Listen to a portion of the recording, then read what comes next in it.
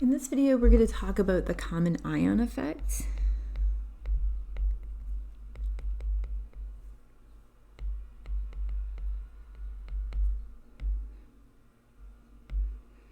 And what that is going to be a shift in the position of the equilibrium on the addition of a substance that provides an ion that's in common with one of the ions already involved in the equilibrium. So we'll write that down. That was a mouthful. So a shift in the position of the equilibrium, right? So remember that some are products favored, some are reactants favored. Kind of exactly where that lies depends on the value of my equilibrium constant, right? Concentration of products over reactants. And if we shift that position, the concentration of reactants over products does change. So a shift in the position of the equilibrium on the addition of a substance that provides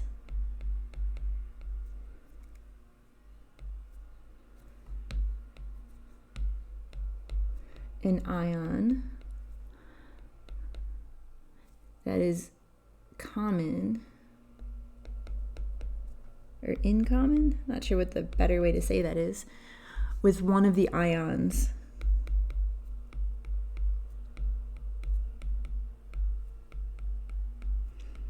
involved in the equilibrium. And this will hopefully make more sense when I give you an example. So let's say we have an acetic acid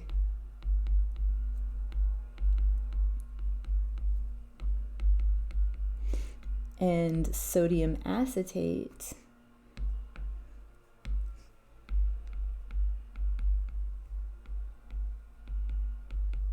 solution. So acetic acid is one of our weak acids, HCH3CO2. Of course, acetate can be written a few different ways. And then sodium acetate. So essentially I have a weak acid and then I have a salt solution, right? I have sodium acetate. I know that sodium acetate is soluble. We've talked about this several times that we're not going to care about my sodium ions, right? It's inert. It's really just balancing out charge. It's not going to contribute to my pH, right? It doesn't react with water. It's just a spectator ion, so I'm going to ignore it. So we essentially have two things going on here. My acetic acid is going to react with water, so I'm going to have my acid dissociation equilibrium equation. That's going to produce the conjugate base acetate ions. But then I also have acetate ions from my sodium acetate solution that I'm adding to it. So if we were to write that acid dissociation equilibrium equation, right? My acetic acid is reacting with water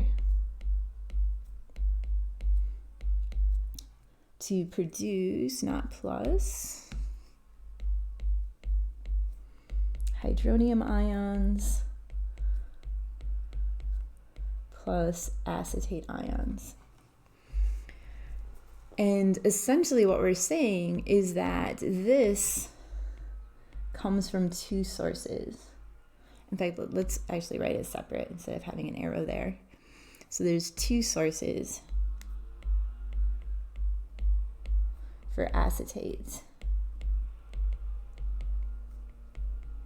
right? Our first one is the reaction above. So our ionization of acetic acid, right? One of the products is this. So that's one of my sources. But then we're actually not starting out with just acetic acid, right? We're starting out with acetic acid and sodium acetate. So our second source is from the sodium acetate. So if you kind of think of a Le Chatelier's principle sort of concept, we're adding sodium acetate, right? We're adding to this side. That's going to shift my equilibrium in this direction, right? Remember, we want, if we add a stressor, and it's not really a stressor, but you can think about it that way, it's going to shift the equilibrium in the direction that relieves that stress.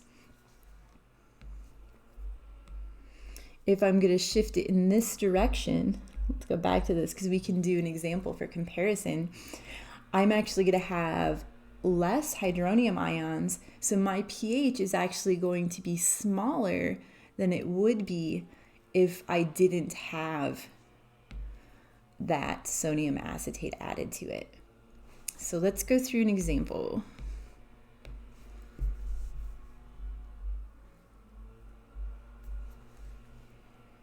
Oops. So let's calculate the pH of a solution that contains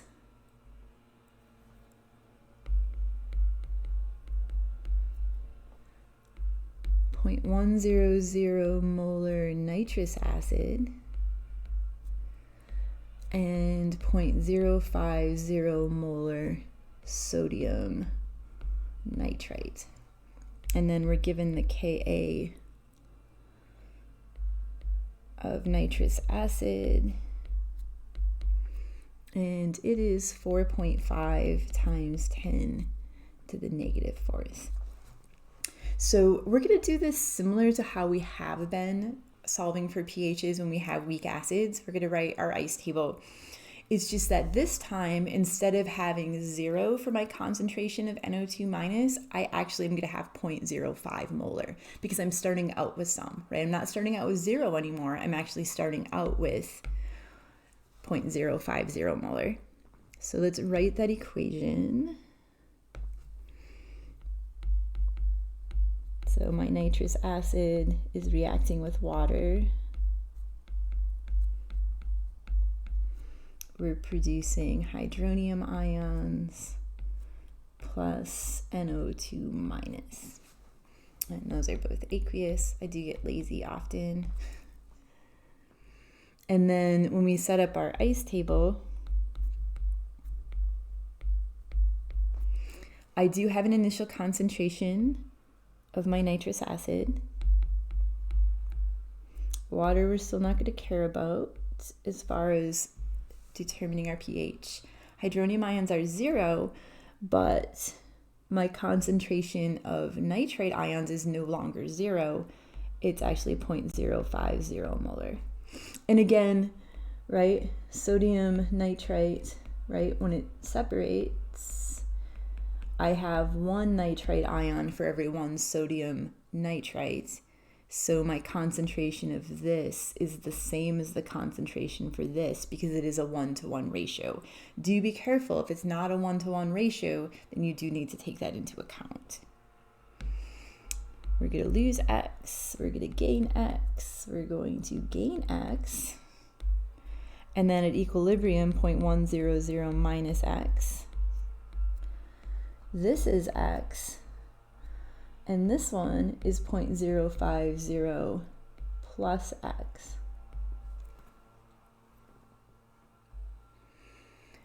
Putting those into my expression, I have that my Ka 4.5 times 10 to the negative fourth is going to equal concentration of hydronium ions, which is X, multiplied by the concentration of nitrate ions, which is 0.050 plus X,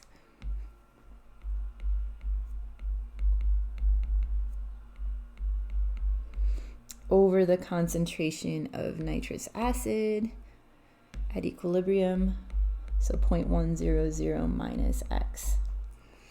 And then because my equilibrium constant is small, right, because my Ka is small, right, it's less than 10 to the negative third, we can make that assumption that this X is negligible. And then we're also going to make the assumption that this one is negligible.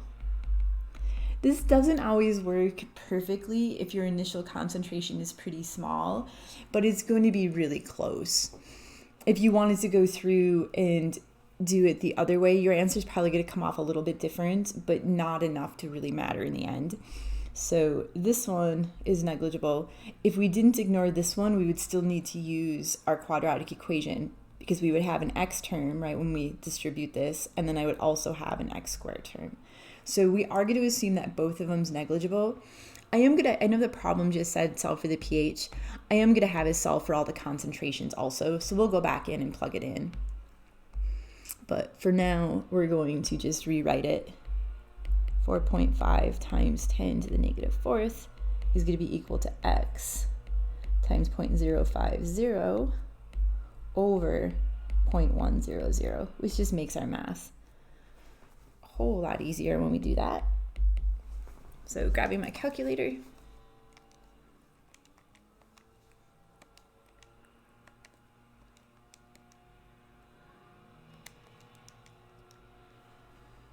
And I got that x came out to be 9.0. Just comes out to be 9 in my calculator, but remember, calculators don't know significant digits. So I do need to add that extra 0.0 to get my 2 sig figs. And then x is my hydronium ion concentration, right, if we go back up. So to calculate the pH, we'll take the negative log of that number. So it'd be the negative log of 9.0 times 10 to the negative fourth. And I'm doing that math in my calculator right now. And I get that my pH comes out to be 3.05. So 2 sig figs, I need to have the 2 after the decimal point. This 0 does count because it is confined. And then just going back up to calculate it, so we're going to calculate the equilibrium constant of all my species. So we're going to plug them back into that expression. So my equilibrium concentration of nitrous acid is going to be the 0.100 minus 9.0 times 10 to the negative 14th. Sorry, negative 4. And I'm just going to set the other one up. My equilibrium concentration of nitrate ions is going to be the 0.050 plus 9.0 times 10 to the negative fourth. So I'm going to do that math here.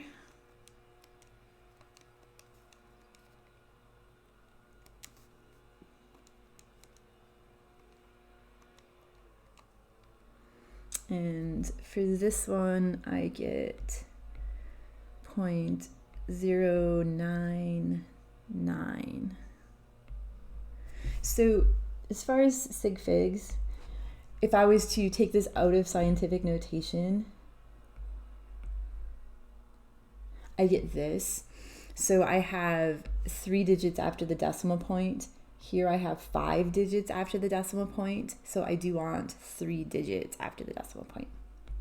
And then I do need my unit because we're solving for molar concentration. And then I'm doing the next one here. And I get 0.051 for this one. So I wanted to calculate these, I guess, for 2 reasons. We're going to do another problem where we don't have the common ion, and we're going to compare values to see how the equilibrium is shifting, but then also just to show that this does actually mostly work out, right? So 0.099 is really close to 0.1. It's essentially negligible. And 0.051 is really close to this value. So we're not changing it a whole lot. So these assumptions are working for us. And you could do that test that we had learned in chapter 13. When you divide it, it needs to be less than 5%.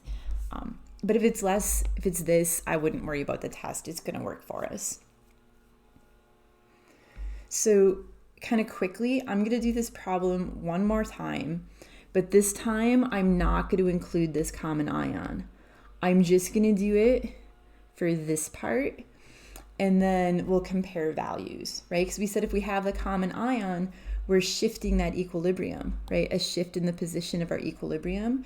And we had said the addition of this is going to shift it in this direction. So I want to be able to compare those values so you can see that shift. So I'm just going to set this up pretty quickly. So without the common ion,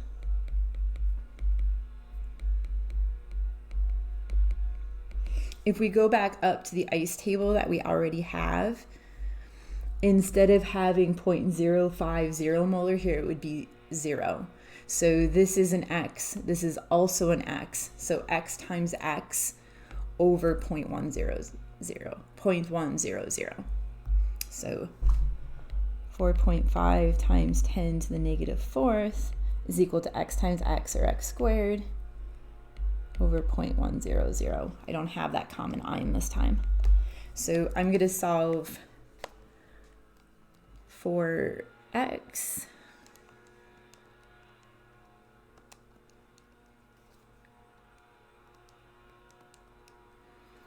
And I get 0.0067, which if you want it in scientific notation, 6.7 times 10 to the negative third. So my concentration of hydroxide ions, we will do pH here in a minute, is X.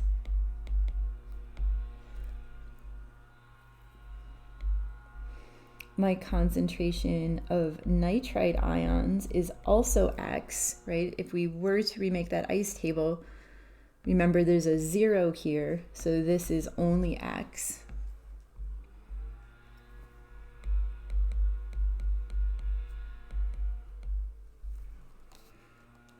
And I never did double check that number, so I'm just doing that real quick.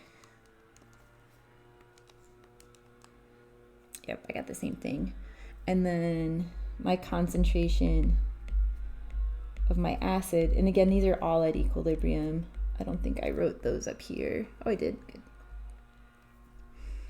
Is going to be the 0.100 minus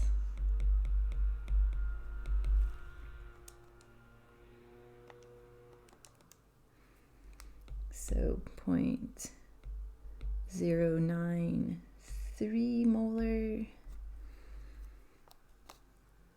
and then my pH is the negative log of my hydronium ion concentration, which was X. And I get 2.17.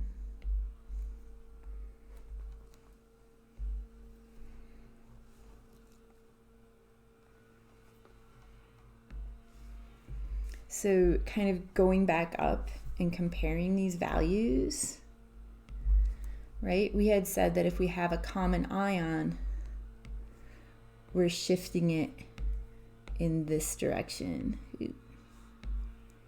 right?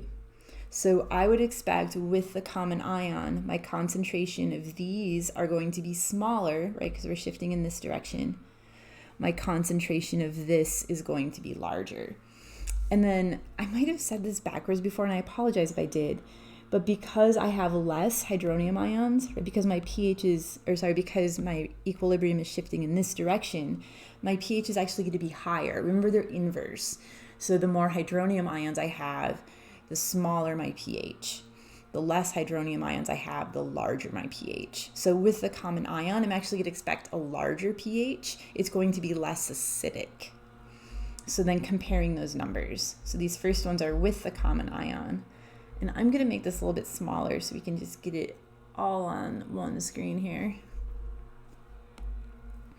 So these ones up above are with the common ion. Again, my pH is less acidic with the common ion because I have less hydronium ions, right? My hydronium ion concentration here is 9 times 10 to the negative fourth, right? We're shifting it away from it. Without the common ion, 6.7 times 10 to the negative third. My nitrate ion concentration is also smaller. And then actually that one is kind of weird. It's not smaller, it's bigger, but it's because I have the common ion. My concentration, oops, didn't mean to erase that. My concentration of nitrous acid, right, is actually bigger because we're shifting towards it. The reason these two aren't corresponding to what I said is just because this does have the common ion. We have to add that into it. If we wanted to compare it without the common ion, you would be comparing this number to this number. So just be careful on that one. So a shift in the equilibrium, right, when we add that common ion. So sodium acetate is added. That's shifting my equilibrium in this direction. I have less hydronium ions with the common ion, so my pH is actually going to be less acidic, more basic. It's a higher number, right? It's not basic, it's not greater than 7, but it's less acidic. I want to talk about buffers next. And a buffer solution is actually an application of the common ion effect. So buffer solutions are buffers. And what a buffer is it's a solution that resists drastic changes in pH when small amounts of acid or base are added to it. So if you had a solution that wasn't buffered, let's say just water, and if you add acid to it, the pH is going to drop pretty dramatically, right? Because we're adding acid. If you add a base to it, the pH is going to jump up pretty dramatically because we're adding a base to it. If you add the acid or base to a buffer solution, that pH is only going to change by a small amount. It still changes. It's not that it doesn't change at all, but it's going to change by a little amount versus a large amount. So a buffer solution, it's going to be a solution that resists drastic, so large, pH changes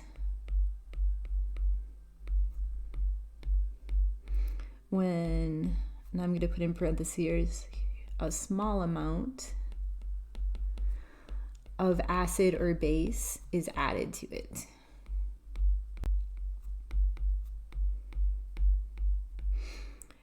The small amount is important. If you add a lot of acid or base to it, you'll actually add more than the buffering capacity of that buffer, and then the pH will change. It can only buffer a certain amount. If you keep adding it, then the pH will jump. So if you add a small amount of acid or base to the buffer, the pH is just going to change a little bit. If you add a large amount, then it's going to still change by a lot. So what are we buffering against, right? Looking at that word, we're buffering against large pH changes. And how it works is a buffer actually already contains a weak acid or a weak base and then its conjugate. So if it has a weak acid, it also contains its conjugate base. If it has a weak base, it also contains its conjugate acid. So essentially our buffer solution is an acid-base solution, right? It has an acid and a base in it. And then if we add acid to the buffer, the base component of the buffer will neutralize it. If we add base to the buffer, the acid component of the buffer will neutralize it. So the buffer has components in it that neutralize any acid or base that we add to it.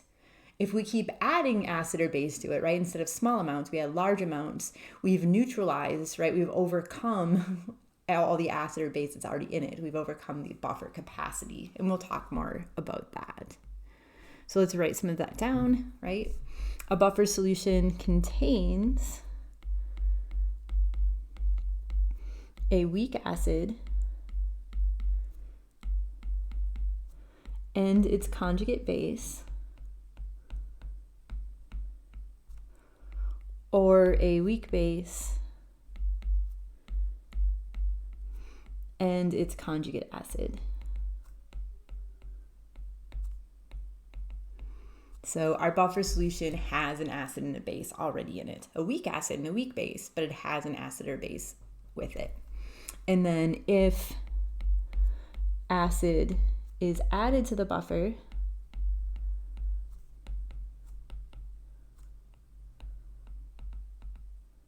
the base component of the buffer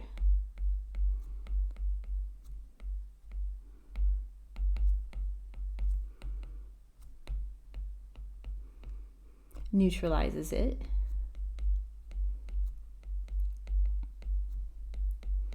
And then if a base is added to the buffer,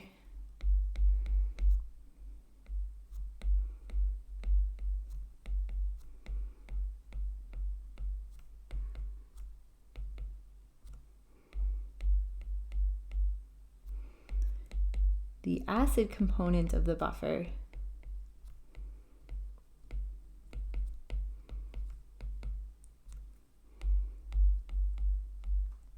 neutralizes it.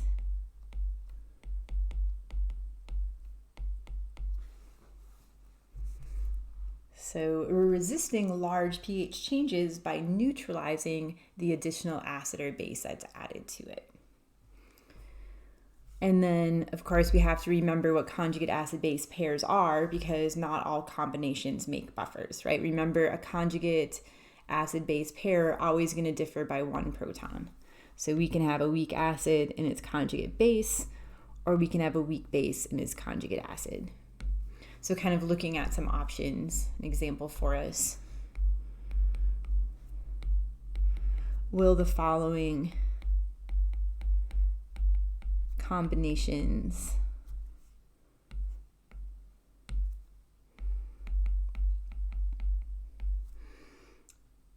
make a buffer solution, or result in, produce, whatever your favorite way to say it is? Can the following be a buffer?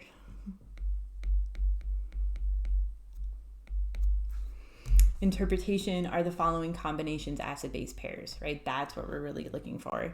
And I have a whole bunch for us. I'm just going to list them, and then I want you to decide.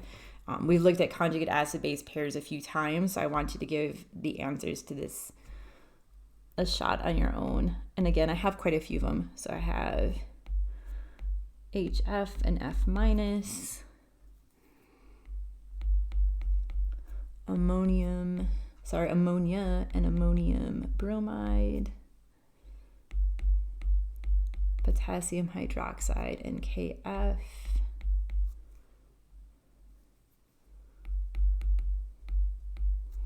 and I guess more than just do they contain conjugate acid-base pairs, remember it has to be a weak acid and a weak base, and then its conjugate. Let me finish writing these and then I'll say that one more time and set you loose on it. And we're really just looking for yes, no answers for these, right? Will the following combinations make buffer solutions? So acetic acid and lithium acetate. Okay, so basically, if I go back up, do I have these combinations? Do I have a weak acid and its conjugate base? Do I have a weak base and its conjugate acid? If I do, yes, it'll make a buffer. If it not, nope, it won't make a buffer. So yes or no to these guys. So hit pause, and then when you're ready to check, hit play again. Alrighty. So kind of what makes this a little bit different than how we had done it in the past is I am giving you the corresponding ion, right? So I have HF, and then I have Na plus and F minus, but we know from all of our salt talk that we don't care about sodium. So the question then, is HF a weak acid or a weak base? And then is F minus its conjugate? So HF is a weak acid. Fluoride ions is its conjugate base. So yes, this one will form a buffer solution. And then remember, if we add an acid to the buffer, the base component neutralizes it. So if we had a sodium fluoride hydrofluoric acid solution, and then I add acid to it, F minus is going to neutralize it because that's the base component. If I was to add base to it, hydrofluoric acid is going to neutralize it because that's the acid component. The next one, I have ammonia, and then if we were to split apart this one, right, I have ammonium ions and bromide ions. We know from all of our salt talk that we don't care about bromide. So question, is this a weak acid or a weak base? And then is this its conjugate? So ammonia is a weak base. Ammonium is its conjugate acid. So yes, again to this one. The next one, hopefully you guys said no on this one. You could by all means break it apart, but I just know that potassium hydroxide is a strong base. And it is possible, don't think that the first one has to be the acid base component. I could have wrote KF and KOH, right? I could have things switched. So don't just think, is the first one weak or strong? Here, I'm like, this is a strong base. Also, I don't have conjugate acid-base pairs there, so you can answer no for that reason also, right? I have K plus and F minus. I have K plus and OH minus, and there's no conjugate acid-base pairs there, right? Remember, conjugate acid-base pairs differ by 1 proton. Potassium doesn't differ by potassium, right, by 1 proton, and fluoride and hydroxide differ by a whole lot more than 1 proton. So no to this one. How about our next one? Nitric acid and sodium nitrates. I'm going to say no to this one also. Again, sodium we're not going to care about. So I do have nitrate ions, which is the conjugate of HNO3. So those are conjugate acid-base pairs, but this is a strong acid and it needs to be a weak acid. So no for that reason. Sodium hydroxide and sodium chloride. Hopefully you guys said nope. I have a strong base again. I need a weak base. And then our last one. Yeah, hopefully you guys got yes. So lithium, don't care about it. Spectator ion, inert. That leaves me with acetate ions, which is the conjugate base of acetic acid. Acetic acid is a weak acid, so yes. So that combination would also produce a buffer. So this is kind of a mess here, but buffer solution, and buffer solution.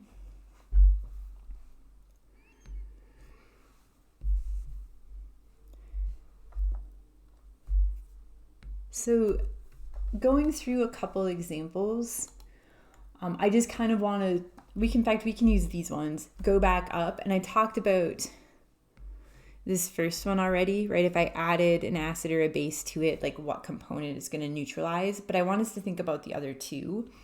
So I'm just going to kind of recopy them down, and then we're going to actually write a couple of the reactions, and we don't have to do it for both of them. Let's just do it for this one. So I have an ammonia and ammonium bromide buffer solution. So what I want us to do is we're going to write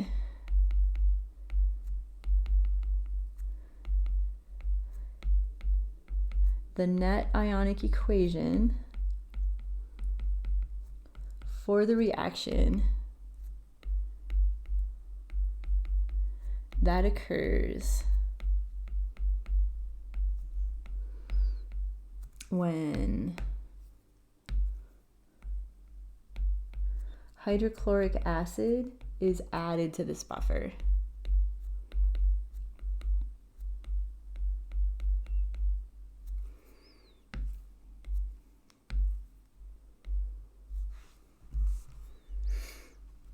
So I have an ammonia and ammonium bromide solution, and I'm going to add hydrochloric acid to it, and we're going to write our net ionic equation.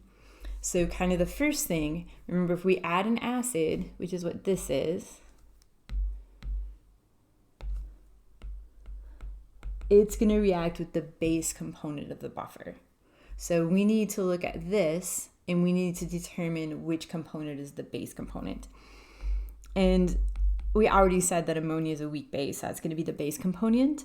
But just kind of going back to when we started chapter 14 and we were looking at conjugate acid-base pairs, right? If we were to get rid of bromide ions and just look at ammonium ions, remember the acid has 1 more proton, the base has 1 less proton.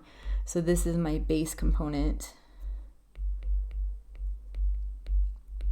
This is my acid component. So if I add acid to it, which is what we're doing here, it's going to react with the base component of the buffer. So that's the reaction I'm going to write.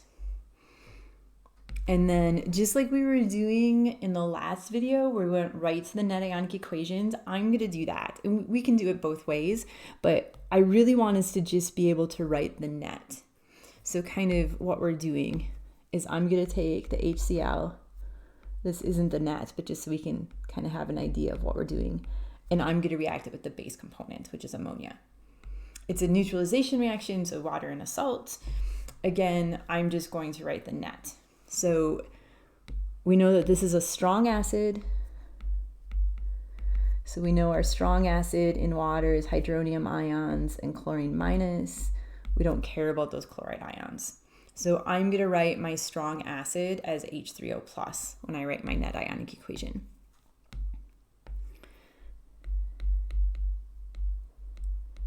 My base is a weak base, so we're going to keep it in its normal form. I'm going to get water and then ammonium ions. And then because I'm writing the net ionic equation, it doesn't really look like a salt, but if we didn't cancel out this chlorine, right, I do have chloride ions floating around, so that would be my salt. But again, that's a spectator ion, so I'm not really caring about it. So this would be the net ionic equation that we would write. Let's do one where we add a base to it, just so you can kind of see the difference. So that was the net ionic equation for when HCl was added. Let's write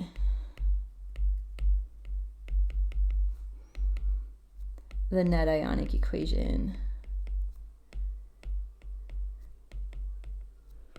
for the reaction that occurs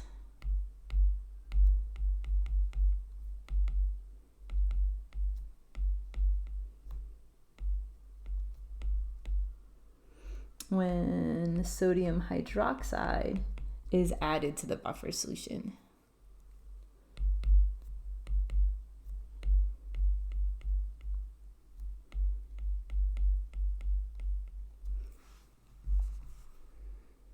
So I'm using the same buffer solution, so the ammonia and ammonium bromide one. This time I'm adding base to it. And the base is going to react with the acid component. So this time I'm going to have the ammonium ions reacting with my base. So I'm going to have my sodium hydroxide, which I am going to write net. I'm just going to kind of get us started here. So I'm adding a base. It's going to react with the acid component of my buffer. So that's what we're going to write the net ionic equation for. And then again, because it's a strong base, we know that it's going to be completely dissociated. So I'm not going to care about sodium. So when I write this, I'm just going to use hydroxide ions. So hydroxide ions plus the acid component of my buffer. I'm going to get water plus ammonia. So this would be the net ionic equation that occurs when sodium hydroxide is added to an ammonium chloride, or ammonium bromide. Sorry, forgot what I started out with. Ammonium bromide buffer solution. So we do need to be able to write these equations. If we go back up to our other buffer here, right? If I look at this one, kind of the same thing. If I was to add hydrochloric acid to it, right, this is my base component, so I'm going to have H3O plus acetate ions going to water and acetic acid. If I was to add sodium hydroxide to it, it's going to react with this because that's the acid component of the buffer, so I'm going to have hydroxide ions plus acetic acid going to water and acetate ions. So again, be able to look at your buffer, identify the acid component and the base component, be able to look what you're adding to it, determine if it's an acid or base, and then don't react two bases together, right? Don't react two acids together, the acid with the base with the acid. And then I'm going to be looking for net ionic equations. So if you can go right to those, by all means do it. If you need to write it with the sodium, like this one, if you need to write that and then cross it out after, that's fine too. But you're going to save some time. Instead of writing things that we don't care about and removing them, just ignoring them completely. So I'm going to tend to do it that way from here on out.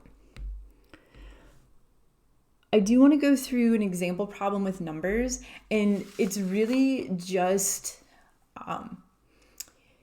the same problem as a common ion. So let me show you here. So we're going to calculate the pH.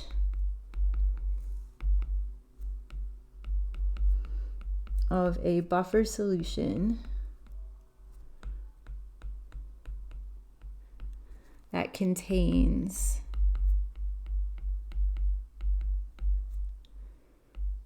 0.45 molar, and this is formic acid, so HCO2H, and 0.55 molar sodium formate.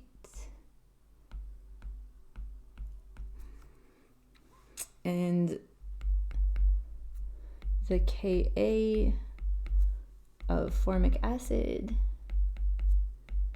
is 1.8 times 10 to the negative 4th.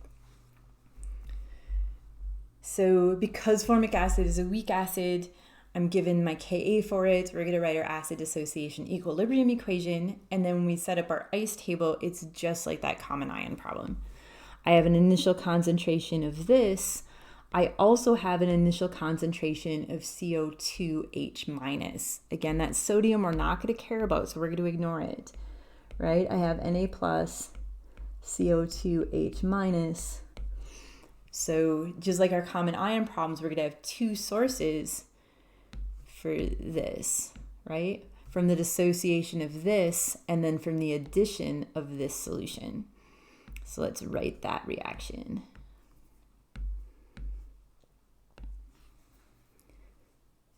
So my formic acid, I'm going to react it with water.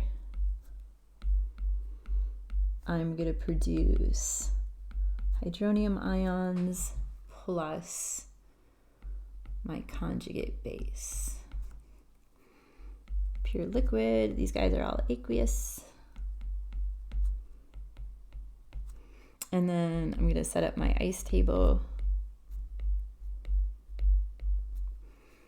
My initial concentration of formic acid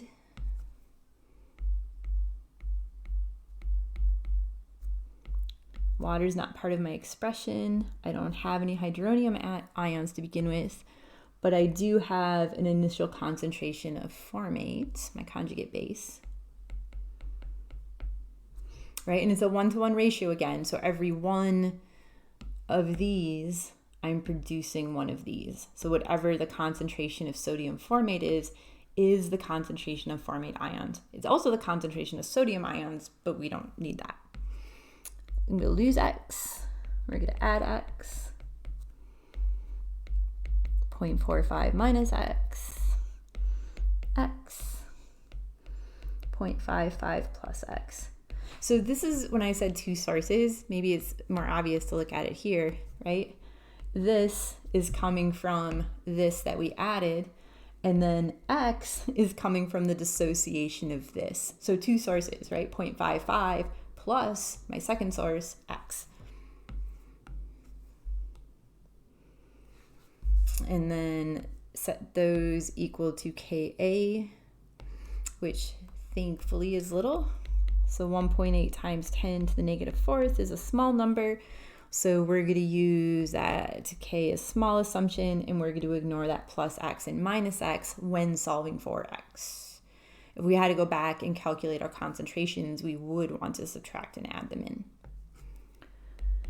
So on the top, I have X for my concentration for hydronium ions multiplied by my concentration of formate ions, which is 0.55 plus X, but I'm going to ignore that plus X, over the concentration of formic acid, which is 0.45 minus X, but I'm going to ignore that minus X. And then I'm going to grab my calculator, and we're going to solve for X.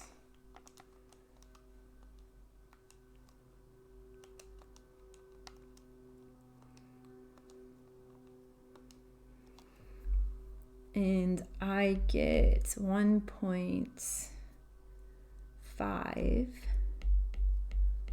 times 10 to the negative 4th. And I am going to double check that real quick.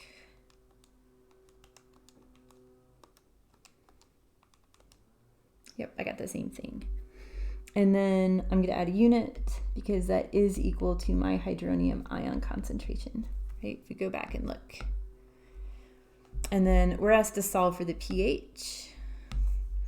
pH is going to be the negative log of that number.